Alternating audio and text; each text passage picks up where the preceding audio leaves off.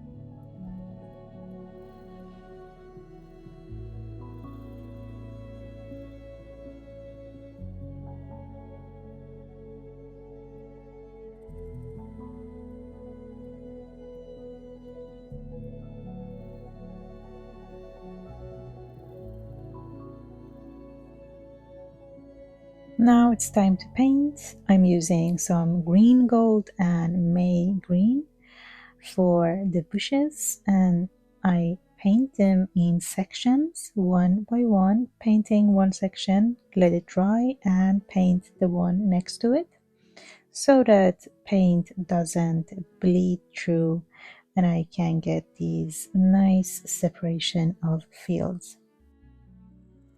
And before this layer dries, I add some darker greens to the bottom part to create some shadows and contrast. And for this other one, the layer has dried, so I won't get the same effect. The paint is not spreading in this case. So depending on whether the background layer has dried or not, you will get these two different effects.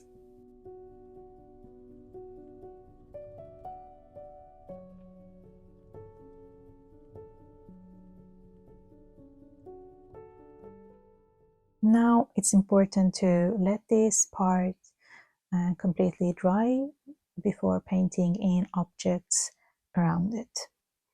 Otherwise, the paint from those objects would bleed into these areas because the layer is still wet.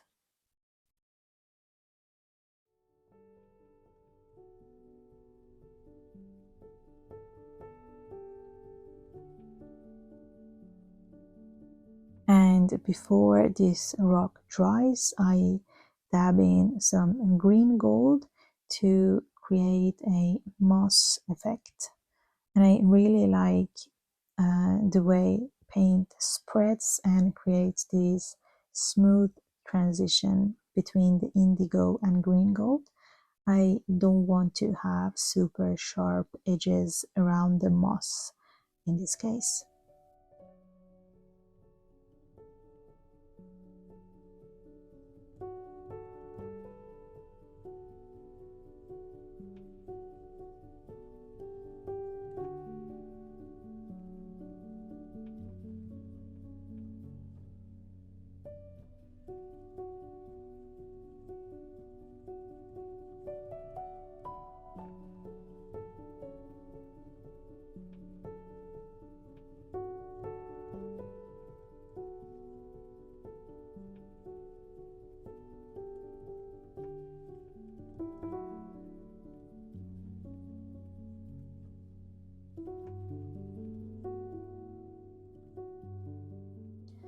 Here I decided to add some brown to the rocks to add more warmth to the painting.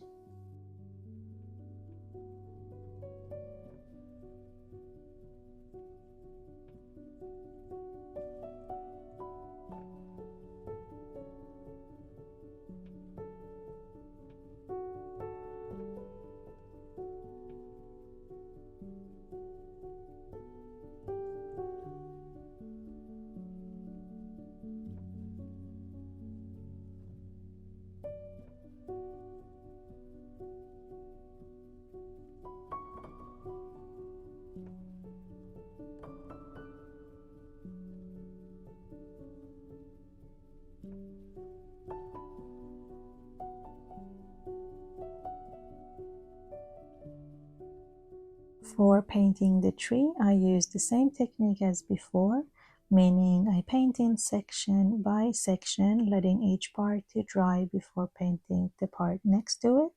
Also, I leave some white spots to create stronger highlights.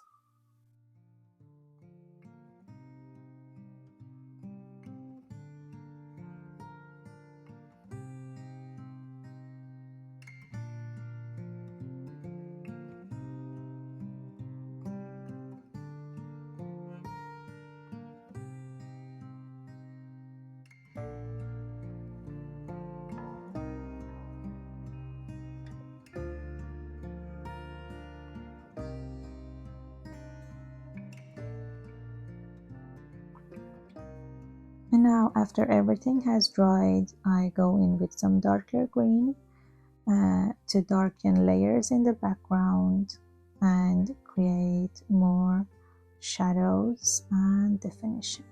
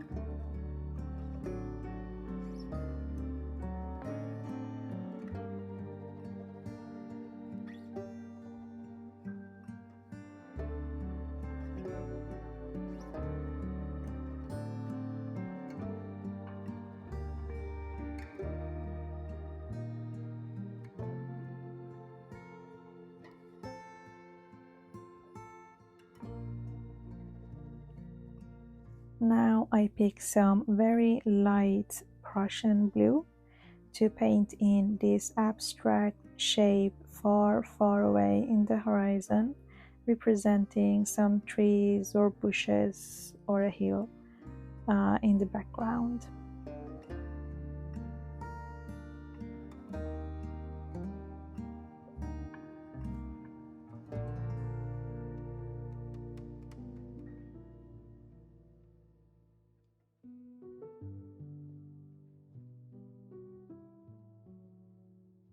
And now for painting the water, I use this wet and wet technique, where I first wet the surface, only the area where water is going to be, and then add paint.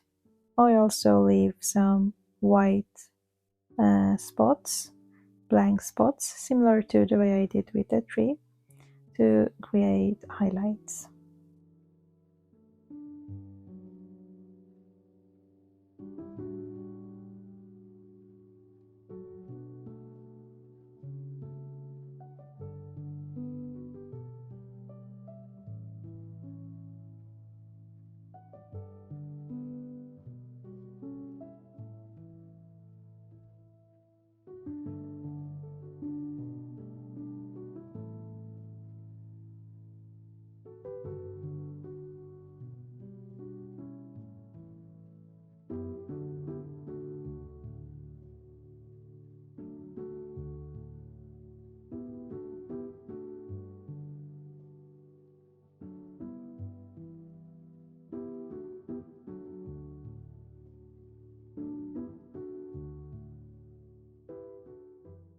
And now I dry this layer before I add in more defined shadows.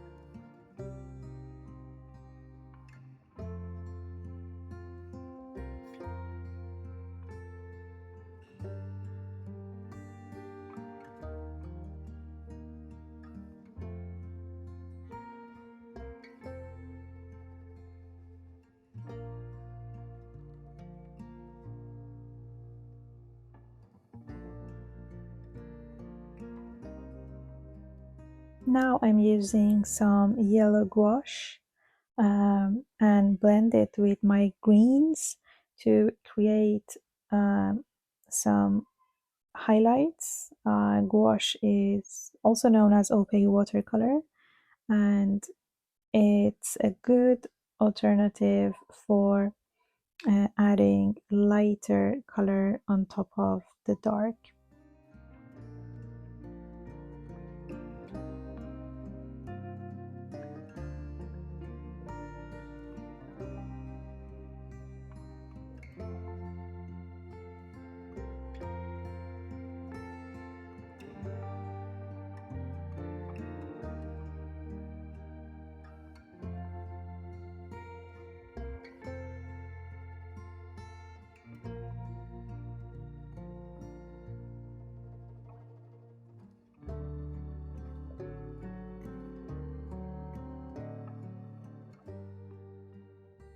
Now I'm trying out some acrylic marker from Posca to add tiny highlights on the water.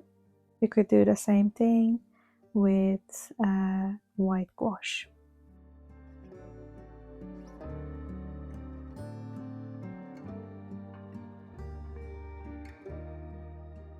I hope you enjoyed watching this video. If you did so, please give it a like to support the channel, and see you in the next one.